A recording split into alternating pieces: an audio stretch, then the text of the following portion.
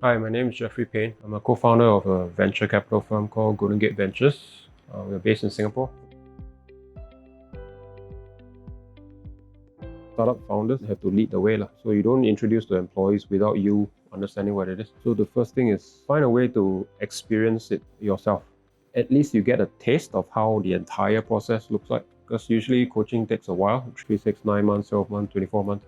So the experience itself will give you a taste. Then usually the next step is team coaching. So you can have one coach for your founding team so that you really get into it. And usually there are issues with teams. So this is a good way to do one to many and then have the whole team experience it. Now, some of them may or may not reject, may or may not think it's overkill. So you do need to spend time educating them and let them try the experience part. After the team session is done, then you can start to look at doing one-to-one. Now, some people are ready, some people are not ready.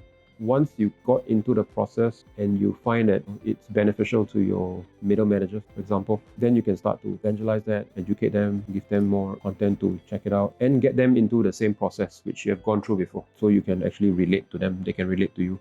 So start slow. I recommend the leadership actually try it. You don't have to do one-on-one right away. You don't have to do every single founding team member have to do one-on-one. At the very least, a short team session would be a good way to go. Experiential is probably the most important so that you get a feel of it right away. Usually top down, so change the top first and then goes down.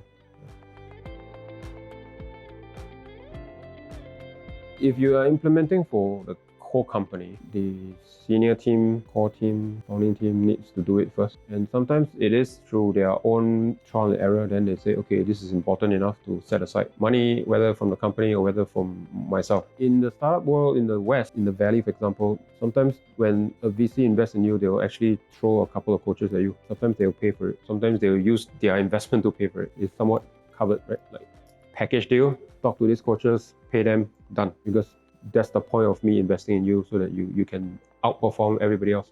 In Asia, coaching for startup founders are not a typical thing. What I recommend is the founders need to find that it's important, and then based on trial and error, somebody try first, or you do the team session first, or one person do the one-on-one first. Then you start to say, okay, this is important. I need to do this for another 6 months, so I need to put up some money to do this. Sometimes it's subsidy, so I pay half, company pay half. Sometimes company pays everything, so you have to work. It depends on your own budgeting, of course. Are there ways to manage the budget? Yeah, obviously there are different types of coaches that charge differently. Team sessions are probably cheaper. Start with the buy-in on the top. If there's buy-in, there's value, and then slowly you will prioritize. You will set aside budget, and when it's important for the rest of the team, the rest of the company to try it out, then eventually the budget will come. The budget don't just magically appear, right? You have to plan for it. But to plan for it, you have to justify, right?